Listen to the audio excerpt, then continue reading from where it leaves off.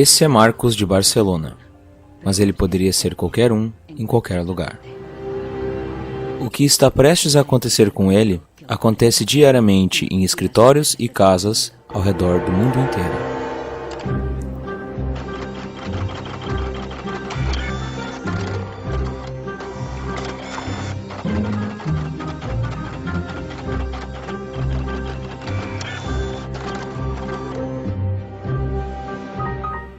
Uma parte dentro da impressora falhou e o fabricante manda ele para assistência técnica.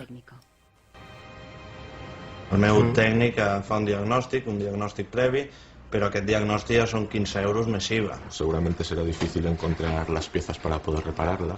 Realment, reparar-la no li surt molt a compte. Que reparar-la parlem d'uns 110, 120 euros. Tienes impresoras desde 39 euros. Jo t'aconsellaria que miressis impressores noves. Així que, sens dubte, jo em compraria una nova, Não é coincidência que os 3 técnicos mandaram Marcos comprar uma impressora nova. Se aceitar, Marcos vai se tornar outra vítima da obsolescência programada. O mecanismo secreto no coração da nossa sociedade consumista. Nosso propósito na vida parece centrado em consumir coisas com crédito, pegar empréstimos para pagar coisas que não precisamos. Nous vivons dans une société dominée par une économie de croissance dont la logique est non pas croître pour satisfaire les besoins, mais croître pour croître. Se o consumidor não compra, sabe, a economia não cresce. Planned obsolescence. The desire on the part of a consumer to own something a little newer, a little sooner than is necessary. Esse filme vai revelar como a obsolescência programada define nossas vidas desde 1920, quando fabricantes decidiram encurtar a vida dos produtos para aumentar a demanda e o consumo.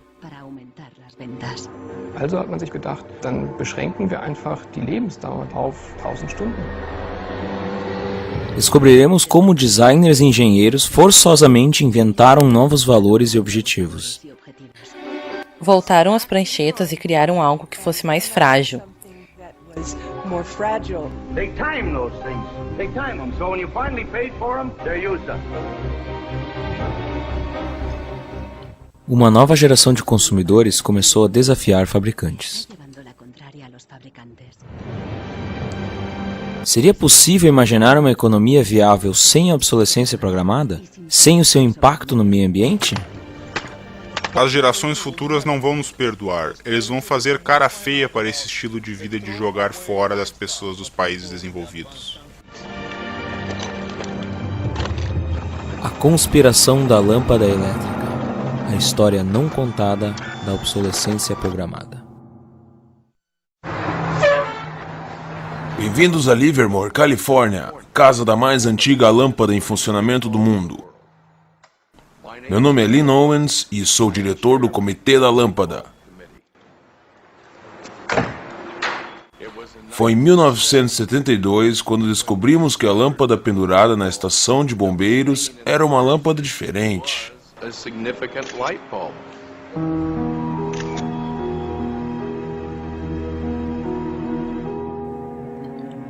A lâmpada nos bombeiros de Livermore está iluminando continuamente desde 1901.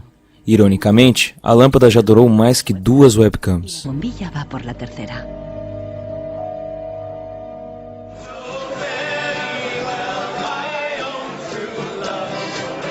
Em 2001, quando a lâmpada fez 100 anos, os moradores de Livermore fizeram uma grande festa no estilo americano.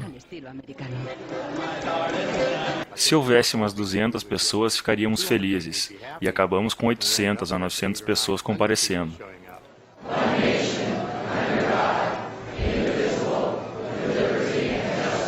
Achamos que ninguém cantaria Feliz Aniversário para uma lâmpada. Bem, achamos que não, mas cantaram.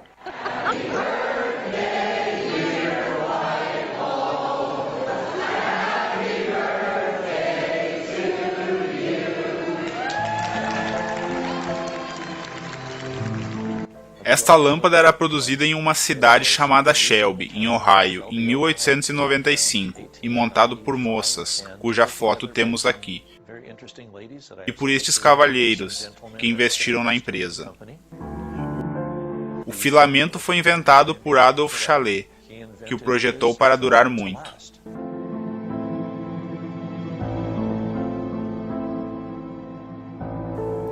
Como este filamento dura tanto, eu não sei. É um segredo dele, que morreu com ele. A fórmula de Chalet para um filamento de longa duração não é o único mistério na história da lâmpada elétrica. Um segredo muito maior é como uma pequena lâmpada foi a primeira vítima da obsolescência programada.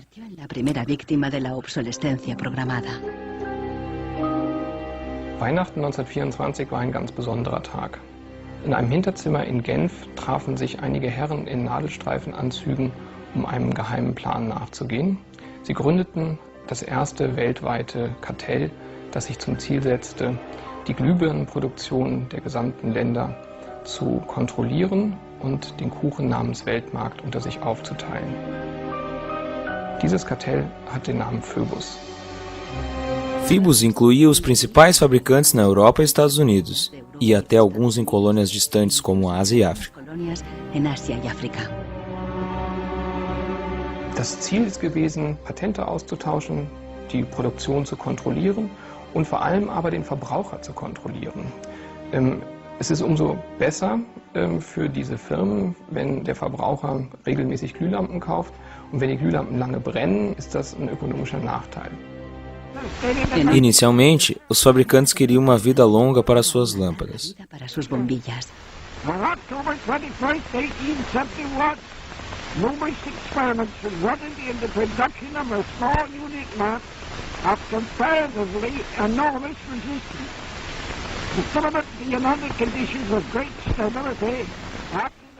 A primeira lâmpada comercial de Thomas Edison, à venda em 1881, durou 1.500 horas. Em 1924, quando o cartel Phoebus foi criado, os fabricantes anunciavam orgulhosamente 2.500 horas de vida útil e destacavam a longevidade de suas lâmpadas. Also hat man sich bei Phoebus gedacht, dann beschränken wir einfach die Lebensdauer dieser einzelnen Glühbirnen auf 1000 Stunden. 1925 wird ein entsprechendes Komitee gegründet, das 1000-Hour Life Committee, was sich zum Ziel setzt, auf technischer Basis die Lebensdauer der Glühlampen auf diese Brenndauer zu beschränken. Mais de 80 anos depois, Helmut Hugge, um historiador de Berlim, encontra provas das atividades do comitê escondidas nos documentos internos dos fundadores. Empresas como Philips na Holanda, Osram na Alemanha e Companhia da Lâmpada na França. Aqui temos um documento do cartel que diz: a vida média de lâmpada para uso geral não deve ser garantida, publicada ou oferecida por outro valor que não seja 1000 horas.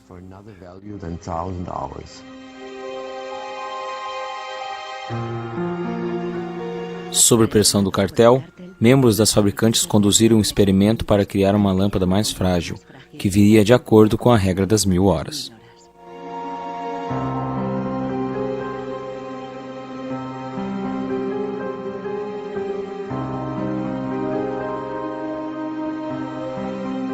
Toda a produção era monitorada para que membros do cartel cumprissem.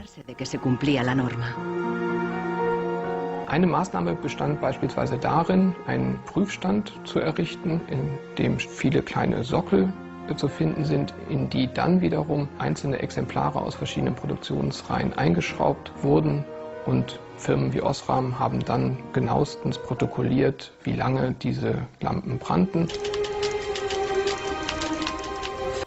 Phoebus forçou suas regras através de uma elaborada burocracia. Membros eram multados pesadamente se suas metas de vida útil mensal ficassem acima do esperado.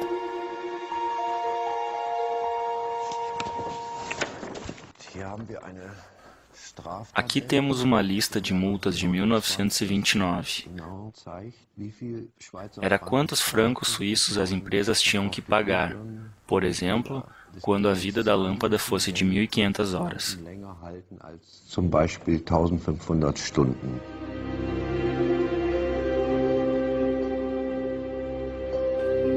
À medida em que a obsolescência programada surtia efeito, a vida útil começou a cair. Em apenas 2 anos passou de 2.500 horas para menos de 1.500. Nos anos 40, o cartel atingiu seu objetivo. 1.000 horas tornou-se o padrão para lâmpadas elétricas. Eu consigo ver como isso era tentador em 1932. Na época, a sustentabilidade não era nem levada em questão, pois não acho que eles considerassem que o planeta tinha recursos finitos, pois era uma época de abundância.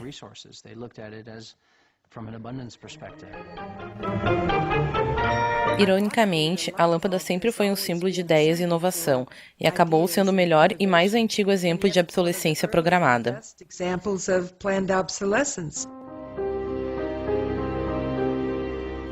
Nas décadas que seguiram, inventores criaram dúzias de projetos de lâmpadas, incluindo uma que durava 100.000 horas. Nenhuma delas chegou ao mercado. Offiziell hat es ja Philips eigentlich nie gegeben, wenn auch diese Spuren der Öffentlichkeit nie ganz verborgen gewesen sind. Die Strategie dahinter ist, sich in bestimmten Zeitabständen immer wieder umzubenennen. Dann heißt es mal internationales Elektrizitätskartell, dann mal wieder irgendein anderer Name. Entscheidend ist, dass diese Idee als Institution natürlich weiter besteht.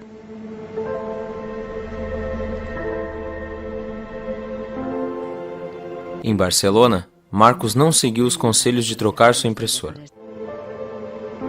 Ele está determinado a consertá-la e encontrou alguém na internet que descobriu o que realmente ocorria com sua impressora. It's the dirty little secret of inkjet printers. I tried to print a document and it said parts inside your printer require replacement, so I decided to do a little servicing of my own. Hello, Marcus. I got your message. Marcos contatou o autor do vídeo. How are you? I looked into it, and it turns out that there's a thing in the bottom of the printer called a waste ink reservoir. And the way inkjet printers work is they constantly have to clean the print heads, and they do that by squirting ink through them down a hole in the bottom of the printer into this great big sponge. There's just a preset time when it's squirted a certain number of drops down there that then the printer decides it's full of ink and won't function anymore. The justification is they don't want us to put ink all over your desk. But I think the problem goes deeper than that. It's the way the technology works. It's just designed to fail.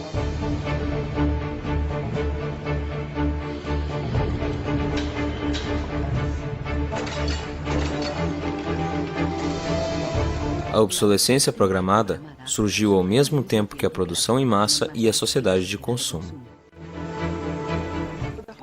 O dilema dos produtos serem feitos para durarem menos é parte do padrão que começou com a Revolução Industrial, quando as novas máquinas produziram bens muito mais baratos, o que foi ótimo para os consumidores, mas não havia mercado para tantas máquinas e tanta produção. But consumers couldn't keep up with the machines. There was so much production. No início de 1928, uma revista influente alertava que um produto que não estraga é uma tragédia para os negócios. De fato, a produção em massa tornou vários bens largamente disponíveis. Os preços caíram e muitas pessoas começaram a comprar por prazer e não por necessidade. A economia atingia seu auge.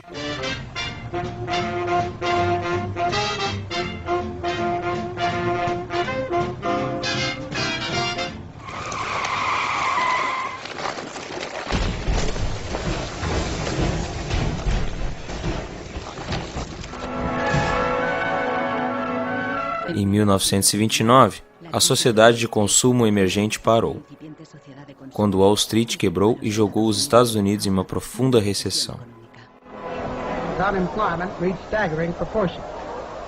In 1933, 1/4 of our labor force was unemployed. As pessoas não mais procuravam por bens, mas por trabalho e comida. De Nova York, veio uma proposta radical para renovar a economia. Bernard London, um famoso corretor de imóveis, sugeriu terminar com a depressão fazendo a obsolescência programada compulsória por lei. Era a primeira vez que o conceito era colocado por escrito. Pela proposta de Bernard London, todos os produtos teriam uma vida útil pré-definida, ao final da qual seriam considerados legalmente mortos. Os consumidores os entregariam a uma agência governamental, onde seriam destruídos.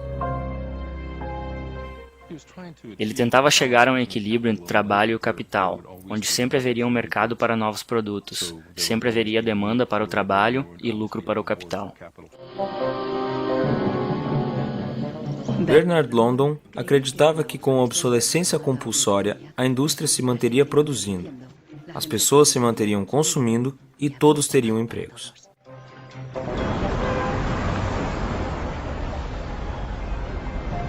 Gil Slade foi a Nova York para investigar a pessoa atrás da ideia. Ele queria descobrir se a obsolescência de Bernard London se tratava apenas de lucros ou se tentava ajudar os desempregados. Eu tenho uma foto de Bernard London. Dorothea Weitzner lembra-se de ter encontrado Bernard London nos anos 30, durante um evento familiar. Não me diga qual deles é. Oh, que interessante. Sim, definitivamente ele parece intelectual. Você encontrou Bernard London em 1933? Quando eu tinha uns 16 ou 17 anos, meu pai tinha um grande Cadillac, que era do tamanho de um Zeppelin. Minha mãe estava dirigindo como uma chofer. Papai estava na frente e o senhor e a senhora London estavam atrás da grande limusine. Papai disse que o Sr. London ia explicar sua filosofia para mim. Era um homem interessante, e ele me disse, em poucas palavras, qual era a sua ideia para reduzir a depressão, pois estávamos em uma bagunça econômica que era pior do que hoje. Ele era obcecado por sua ideia, como um artista obcecado por sua pintura. Ele, na verdade, sussurrava para mim no ouvido, com receio de que sua teoria fosse muito radical.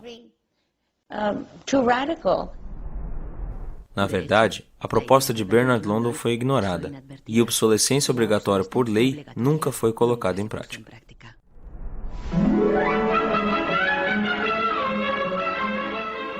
Vinte anos mais tarde, nos anos 50, a ideia ressurgiu, mas com uma mudança crucial. Ao invés da obsolescência forçada, os consumidores seriam seduzidos por ela. Planned obsolescence. The desire on the part of a consumer to own something a little newer, a little better, a little sooner than is necessary. We certainly in America and by now... Esta era a voz de Brooks Stevens, o apóstolo da obsolescência programada nos Estados Unidos pós-guerra. Este exuberante designer industrial criou de tudo, de utilidades domésticas a carros e trens, sempre com a obsolescência programada em mente. No espírito da época, os projetos de Brooks Stevens transmitiam velocidade e modernidade, e até mesmo sua casa era diferente. Esta é a casa que meu pai projetou e onde cresci. Quando ela foi construída nos subúrbios, todos achavam que seria nova rodoviária, porque ela não se parecia com uma casa tradicional. Uma das coisas mais importantes que meu pai sempre cuidava em um produto era que deveria haver uma mensagem. Ele detestava produtos que não diziam nada, ou que não criassem algum desejo no consumidor que inspirasse a compra. Unlike the European approach of the past where they tried to make the very best product and make it last forever, meaning you bought such a fine suit of clothes that you were married in it and then buried in it and never a chance to renew it, the approach in America is one of making the American consumer unhappy with the product that he has enjoyed the use of for a period, have him pass it on to the second-hand market and obtain the newest product with the newest possible look. Brooks Stevens viajava pelos Estados Unidos promovendo a obsolescência programada e, discurso após discurso, sua teoria virou a moda do momento.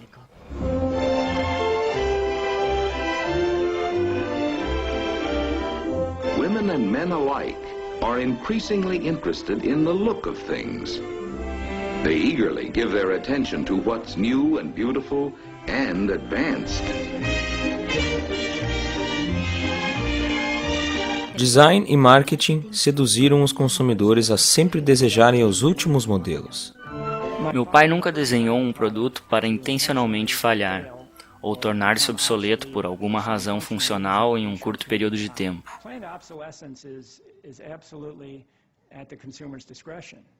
Ninguém forçava o consumidor a entrar numa loja e comprar um produto. Eles faziam isso por escolha própria.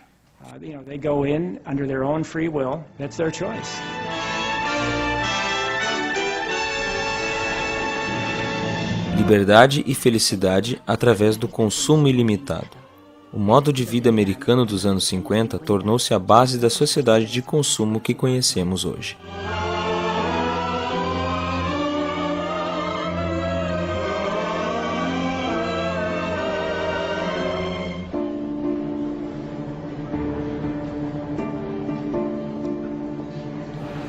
Sem a obsolescência programada, este lugar não existiria. Não haveriam produtos, nem indústrias, nem designers ou arquitetos, nem vendedores, nem faxineiros, nem guardas de segurança. Não haveria nenhum emprego. De quanto em quanto tempo vocês trocam de celulares? Uma vez por ano? Atualmente, a obsolescência programada é parte intrínseca do currículo das escolas de engenharia e design. Boris Knuth ensina o conceito de ciclo de vida dos produtos, um eufemismo moderno para a obsolescência programada. Eu fui às compras para vocês, peguei algumas coisas, uma frigideira, um saleiro, uma camisa, outra camisa. Os estudantes aprendem a projetar para um mundo dominado por um único objetivo: compras frequentes e repetitivas. Vou passar isso e vocês vão me dizer o que acham. Quanto tempo levarão para estragar? Qual será a sua vida útil? Os designers devem entender a empresa para a qual trabalham. A empresa decide, por um modelo de negócios, o quão frequente querem que troquemos os produtos oferecidos. Portanto, esta aula é voltada para os designers, e eles têm que entender e projetar os produtos desta forma, para cumprir exatamente a estratégia do cliente para o qual eles trabalham. A obsolescência programada foi a base do crescimento econômico que o mundo ocidental viveu desde os anos 50. Desde então, crescimento tem sido o objetivo sagrado de nossa economia. Nous vivons dans une société de croissance dont la logique est non pas croître pour satisfaire les besoins, mais croître pour croître, croître à l'infini, faire croître sans limite la production et pour justifier cette croissance de la production, faire croître sans limite la consommation. Serge Latouche é um crítico da sociedade de consumo e escreveu bastante sobre os seus mecanismos. Au fond, il y a trois instruments fondamentaux qui sont la publicité, l'obsolescence programmée et le crédit.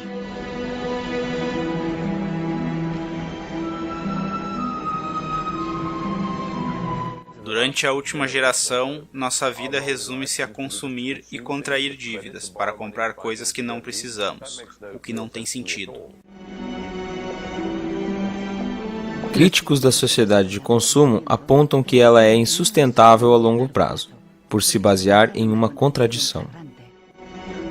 Celui qui croit qu'une croissance infinie est compatible avec une planète finie est soit un fou, soit un économiste.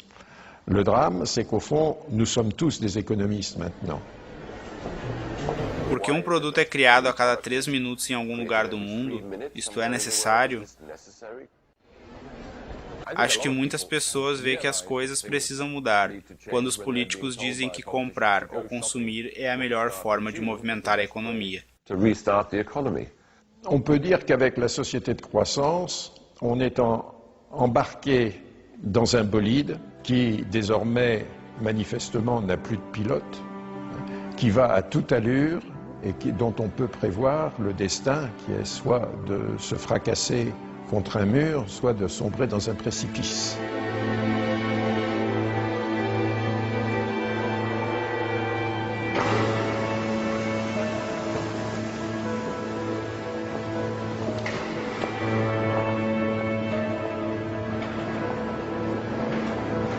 Lendo os manuais de serviço de várias impressoras, Marcos descobriu que a vida útil de muitas delas é definida pelos engenheiros desde o início.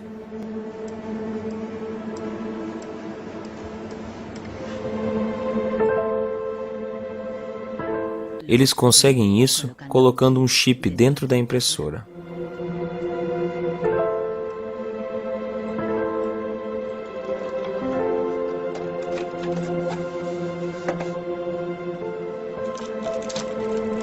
Yo he trobat el chip, que és una EEPROM, que és un chip on es guarda una compta d'impressions. I quan s'arriba a una determinada compta és quan es bloqueja la impressora i deixa d'imprimir.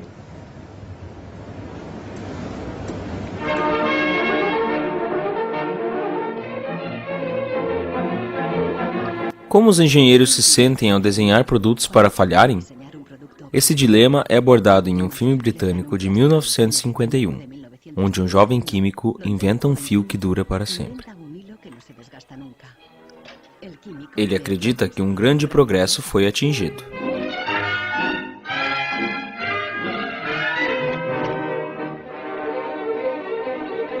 Mas nem todos ficam contentes com sua descoberta. E logo ele se encontra ameaçado, não só pelos fabricantes, mas também pelos trabalhadores, temendo por seus empregos. Isso é realmente interessante e me lembra algo que realmente aconteceu na indústria têxtil. Em 1940, a gigante química DuPont anuncia a chegada de uma revolucionária fibra sintética, o nylon. As mulheres comemoraram as meias de longa duração. Mas a alegria teve vida curta. Meu pai trabalhou na DuPont antes e depois da guerra, na divisão nylon. Ele me contou a história sobre quando o nylon apareceu e eles tentaram usá-lo em meias. Pediram aos homens da sua divisão para levar as meias para casa para que suas esposas e namoradas testassem. Meu pai trouxe para minha mãe e ela ficou maravilhada com o produto porque ele era muito resistente.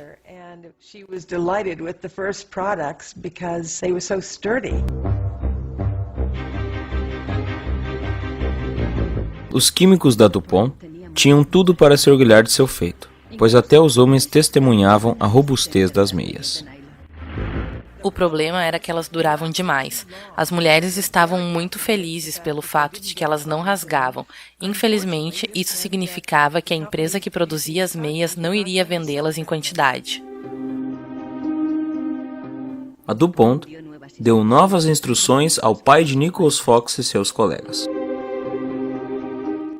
Mandou os homens da sua divisão de volta às pranchetas, para que fizessem as fibras mais fracas e inventasse algo que fosse mais frágil e que rasgasse, para que as meias não durassem tanto.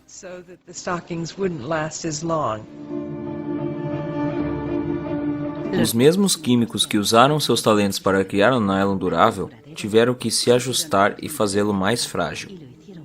Os fios indestrutíveis desapareceram das fábricas, assim como no filme. We need control of this discovery. Complete control. If you want twice the amount in that contract, we will pay it. $250,000. To suppress it. Yes. Como os químicos da DuPont se sentiram ao deliberadamente reduzir a vida de um produto? Deve ser frustrante para os engenheiros ter que usar seus talentos para fazer um produto inferior após trabalhar tanto para fazer um produto bom, mas de certa forma, visto de fora, esse é o trabalho deles. Fazer mais forte, fazer mais fraco, este era o trabalho deles. Make it strong, make it weak, that was their job. Engenheiros enfrentam um problema ético complicado. Esta confrontação com a obsolescência programada faz com que examinem seus mais básicos conceitos éticos. Há uma escola conservadora que acredita em fazer um produto permanente, que nunca estrague. E há uma nova geração de engenheiros voltada ao mercado, que está claramente interessada em fazer o produto mais descartável possível.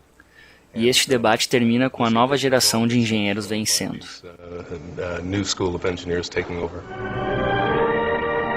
A obsolescência programada não afeta apenas engenheiros.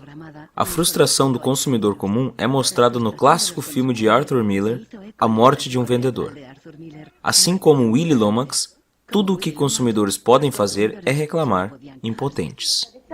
Once in my life, I'd like to own something outright before it's broken. I'm always in a race with the junkyard. Just finished paying for the car and it's on its last legs. The refrigerator consumes belts like a crazy maniac. They time those things. They time them, so when you finally paid for them, they're used up. Mal sabem os consumidores que, do outro lado da cortina de ferro, nos países do bloco oriental, havia toda uma economia sem obsolescência programada.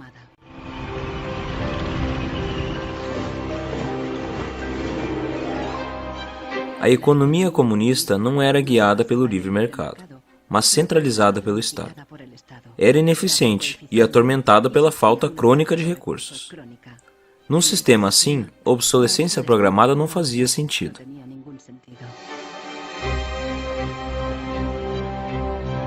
Na antiga Alemanha Oriental, a mais eficiente economia comunista, normas oficiais estipulavam que refrigeradores e máquinas de lavar deveriam funcionar por 25 anos.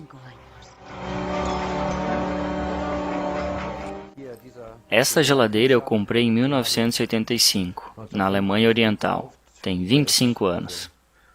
A lâmpada tem a mesma idade, nunca foi trocada. Também tem 25 anos. Em 1981, uma fábrica de lâmpadas de Berlim Oriental lançou uma lâmpada de longa duração. Eles a levaram a uma feira internacional à procura de compradores do Ocidente. Quando a Alemanha Oriental, em 1981, apresentou esta lâmpada em uma feira em Hanover, nossos colegas do Oeste disseram: "Vocês vão nos deixar desempregados." E nós, engenheiros de Narva, respondemos: "Pelo contrário. Economizando recursos e não desperdiçando tungstênio, nós vamos manter os empregos de todos." Os compradores do Ocidente rejeitaram a lâmpada. Em 1989, o Muro de Berlim foi derrubado. A fábrica foi fechada e a lâmpada parou de ser produzida. Hoje, ela pode ser vista em exposições e museus.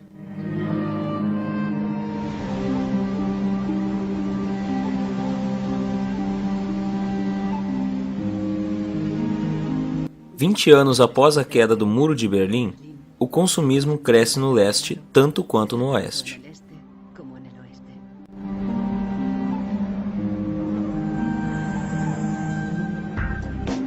Mas há uma diferença. Na era da internet, os consumidores estão prontos para lutar contra a obsolescência programada.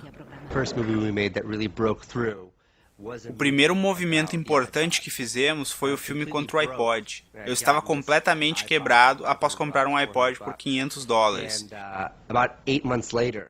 E 8 ou 12 meses depois, a sua bateria morreu. Eu liguei para a Apple pedindo para trocarem a bateria e a política deles na época mandava os usuários comprarem um novo. Was to tell their customers to buy a new iPod. You might as well go get a new one. Apple doesn't offer. No. Apple doesn't offer a new battery for the iPod? No. Não era a bateria ter morrido que me irritava, porque no meu celular Nokia a bateria morre e eu compro uma nova. E mesmo em meu laptop Apple, quando a bateria morre, pode-se trocá-la. Mas no iPod, que era caro, quando a bateria morria, você tinha que trocá-lo inteiro. Então, meu irmão teve a ideia de fazer um filme sobre isso. Usamos um gabarito tipo stencil e spray e marcamos todos os anúncios de iPod que achamos na cidade. A bateria do iPod não pode ser trocada e dura só 18 meses. Nós colocamos o vídeo em nosso site ipodsdirtysecret.com. No primeiro mês, 6 semanas, estava em 5, 6 milhões de visualizações e o site foi a loucura. Uma advogada de São Francisco, Elizabeth Pritzker, soube do vídeo e, junto com seus associados, decidiu processar a Apple pela vida útil da bateria do iPod. Meio século após o caso das lâmpadas, a obsolescência programada seria julgada de novo. Quando começamos este litígio, 2 anos após o início do iPod, a Apple já havia vendido 3 milhões de iPods nos Estados Unidos. Muitos dos usuários dos 3 milhões de iPods estavam tendo problemas com as baterias e queriam processar. Um deles era Andrew Wesley. Nós selecionamos, entre os consumidores que nos ligaram, pessoas que fossem representativos em uma ação de classe.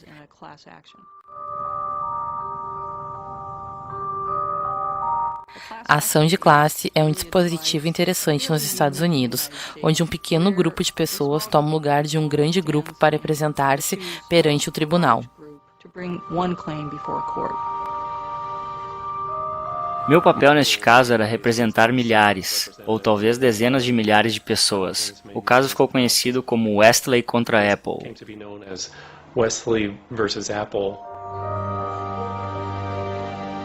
Quando meus amigos e família souberam deste grande processo, acharam que eu havia me tornado um radical. Vou processar, seria o novo Erin Brockovich. Em dezembro de 2003, Elizabeth Pritzker entrou com o caso na corte de São Mateus, a apenas algumas quadras da sede da Apple.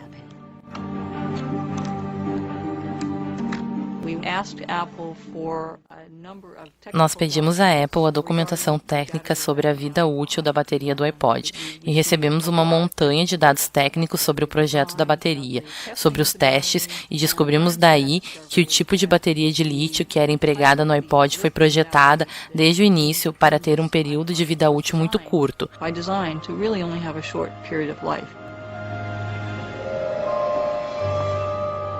Eu realmente acredito que o projeto do iPod foi intencionalmente feito para ter uma obsolescência programada.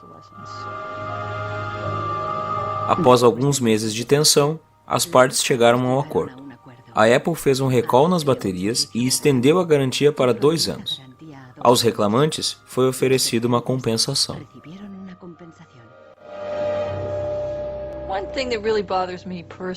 Uma coisa que me irrita pessoalmente é que a Apple se autopromove como uma empresa jovem, moderna e de vanguarda, e para uma empresa assim, não ter uma boa política ambiental que permita aos usuários retornar os produtos para adequada reciclagem é contraprodutivo, vai contra a imagem divulgada.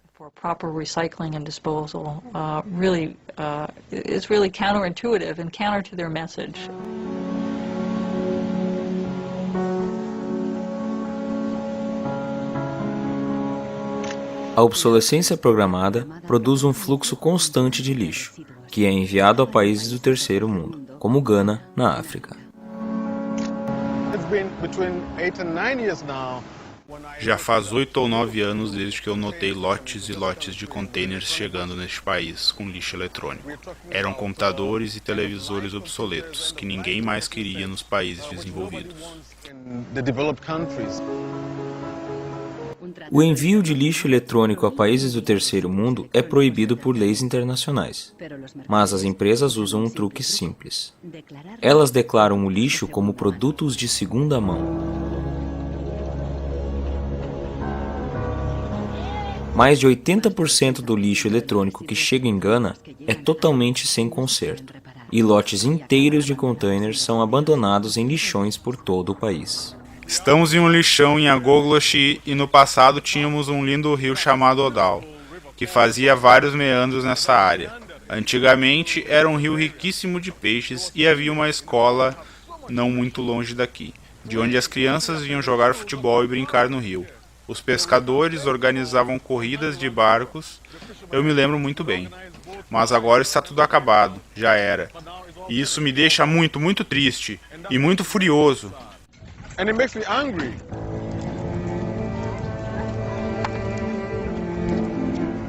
Hoje, não há crianças brincando aqui após as aulas. Ao invés disso, filhos de famílias pobres vêm aqui para catar metais. Elas queimam a capa plástica dos fios dos computadores para levar o metal de dentro.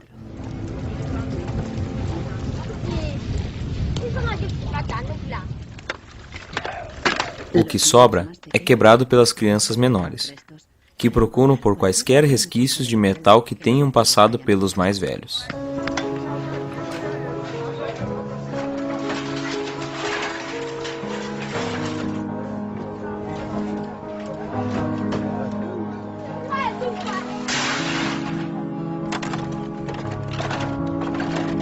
As empresas que enviam esse lixo dizem: estamos tentando quebrar a barreira digital entre a Europa, Estados Unidos e o resto da África, como Gana. Mas a realidade é que estes computadores que eles mandam para cá simplesmente não funcionam. Não há sentido em receber lixo eletrônico se não é aproveitável, ainda mais quando não foi produzido aqui e o país é usado como uma lixeira do mundo.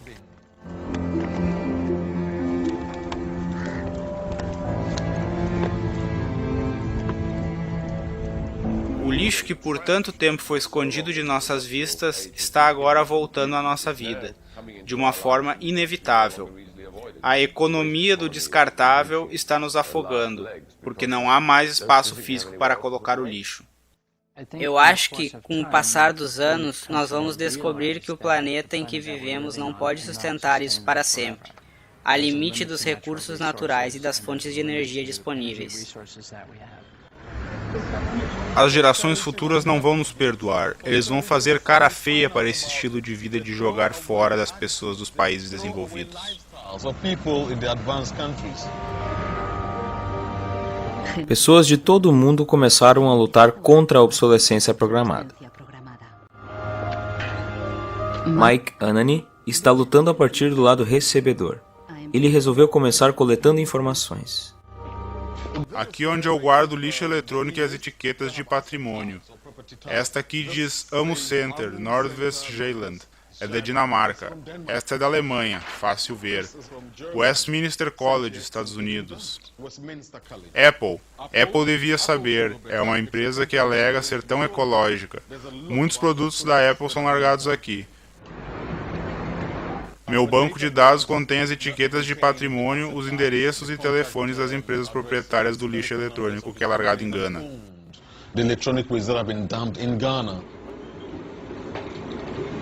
Mike pretende transformar essas informações em evidências para um processo.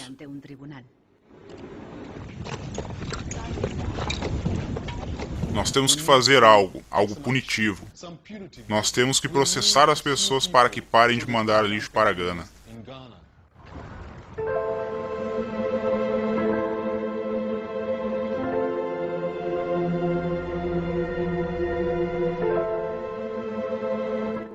Marcos está na internet de novo, procurando uma forma de aumentar a vida de sua impressora. Ele descobriu um site russo que oferece um software grátis para impressoras com os chips contadores. O programador até mesmo explica as suas motivações pessoais. This happens due to bad construction. This is their business model. Not a good one for user and environment.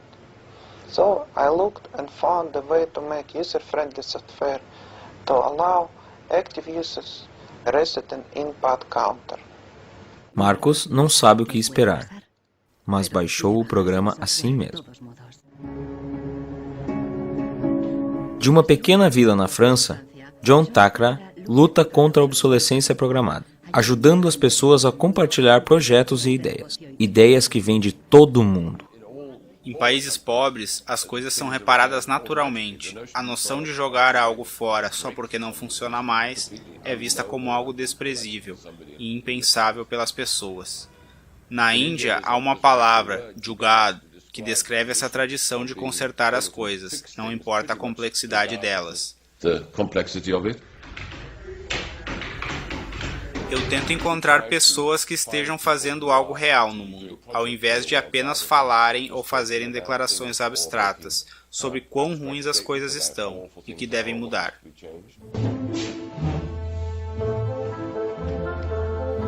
Uma dessas pessoas é Warner Phillips, descendente da dinastia dos fabricantes de lâmpadas.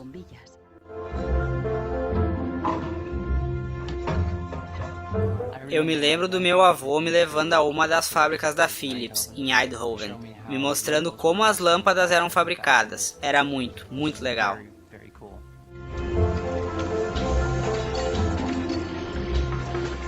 Quase 100 anos após a criação do cartel das lâmpadas, Warner Phillips segue a tradição familiar com outra filosofia. Ele produz uma lâmpada LED que dura 25 anos. It's not like there's a green world and there is a business world.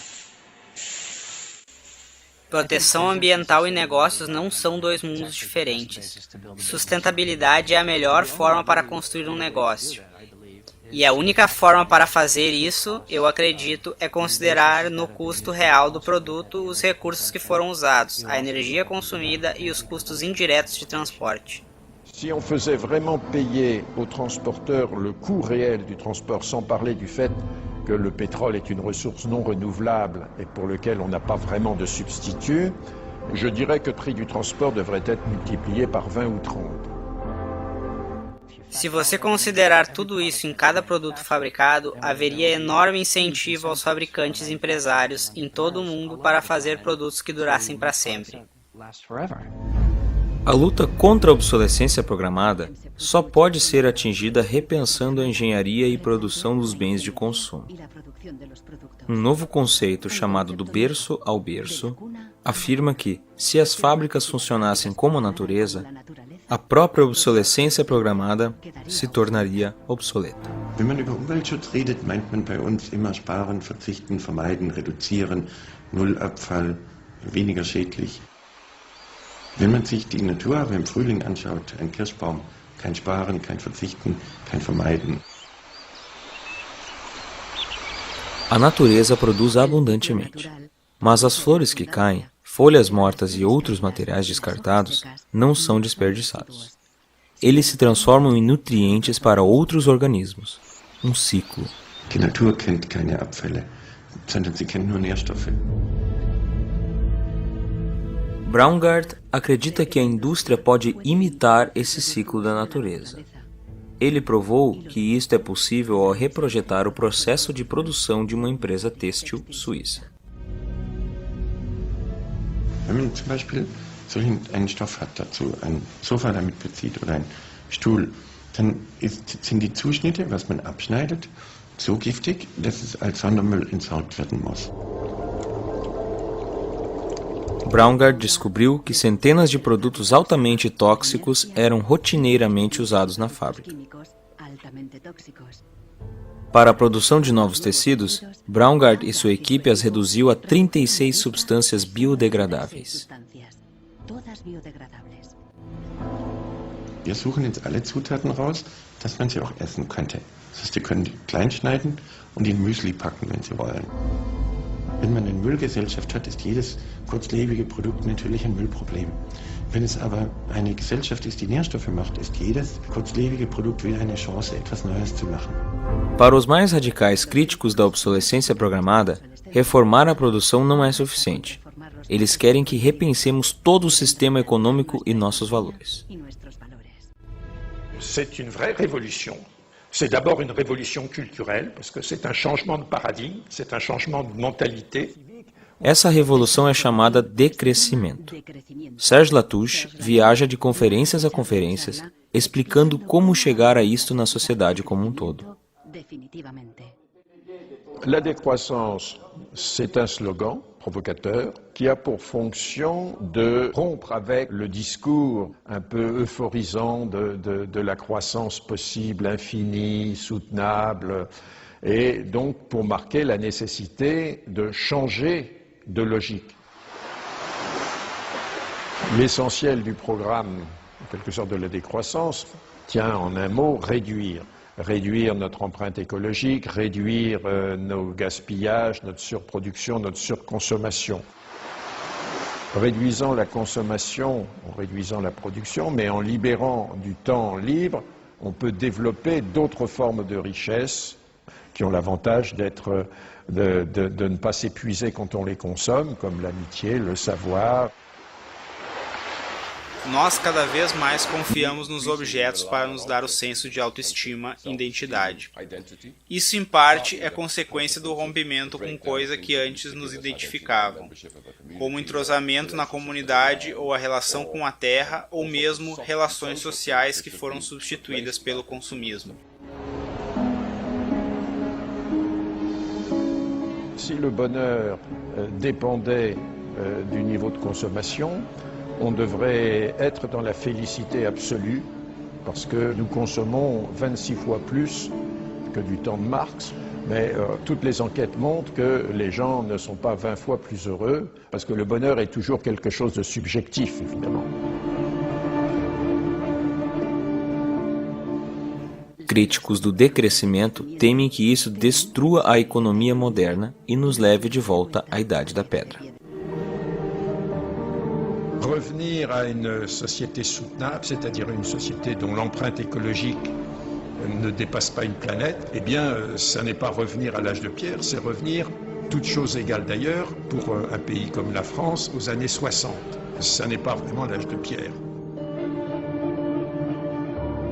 On peut dire que la société de décroissance réalise la vision de Gandhi qui disait le monde est assez grand pour satisfaire les besoins de tous, mais il sera toujours trop petit pour satisfaire l'avidité de quelques-uns.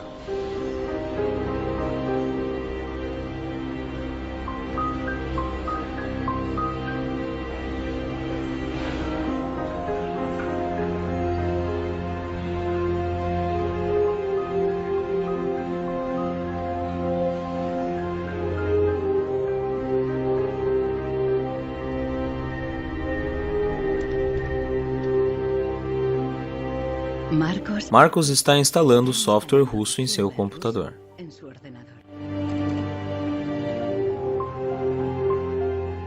O software faz com que o contador da impressora volte a zero. E a impressora imediatamente desbloqueia.